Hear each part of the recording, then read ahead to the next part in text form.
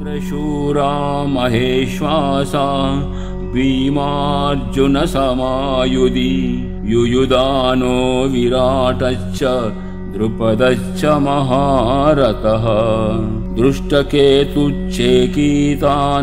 కాశీరాజశ్చ వీర్యవాన్ పురుజిత్ కుంతిభోజశ్చ శైవ్యశ్చ నరపుంగవః యుధామన్యుశ్చ విక్రాంత ఉత్తమౌజాశ్చ వీర్యవాన్ సౌభద్రో ద్రౌపదేయాశ్చ సర్వ ఏవ మహారథః.